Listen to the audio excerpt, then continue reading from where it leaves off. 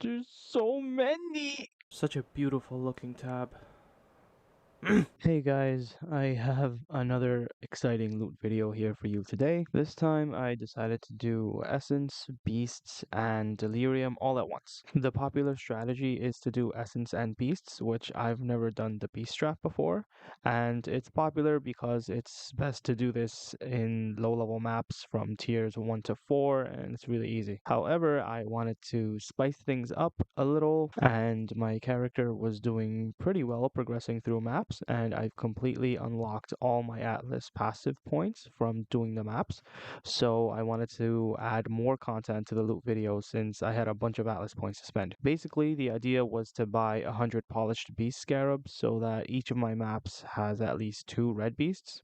And with essence on the map device, and tree, I had at least 4 essence monsters. I did 10 maps at a time, and I specifically chose to run strand and beach maps because they have the best layout to do delirium. And since they're connected on the atlas, I put beach on one favorite slot and strand on the rest. And I had absolutely no issues with map sustain. I blocked off all other content, which means I was spawning Delirium on like every other map. So out of 100 maps, I hit Delirium on about 50 of them. The specific Delirium strategy I wanted to go for was short Deli, which is to say in the map, once the first layer of Delirium gets to tier 5, we end the Delirium. This is because the new layer of Delirium gets added after tier 3, and then another new layer gets added after tier 5, and then another after tier 7. But each time a layer is added, the monsters in the map gets buffed, including the essence and beast monsters. Since we're running a low level strategy, we don't really want it to get to tier 7, but that's fine because tier 5 is enough for us to get some decent loot, including delirium orbs and a better chance to get divine orb drops from the currency layers. The essence strategy is the same as it always was, which is to just use essence on the map crafting device. And lastly, the beast strategy is to hunt for creation and hunt for venomous so that we have the best chances of getting the cry chimerals and the venomous plagued arachnids. I'll put a link to the atlas tree in the description. So every 10 maps I would look through my bestiary and delete all of the non-unique ones. And now that I've completed all 100 maps, I'm going to go through each individual type of beast and see which one is worth selling.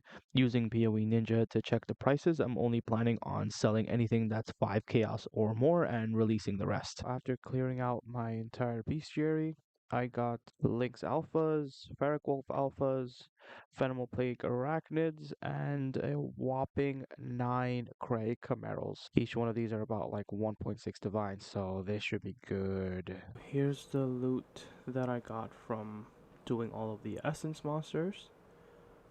And here's the loot I got from the delirium, plus I got 2 divine dropped from the currency reward from delirium, and also 2x, and incubators as well, and all of this actually is pretty much from delirium.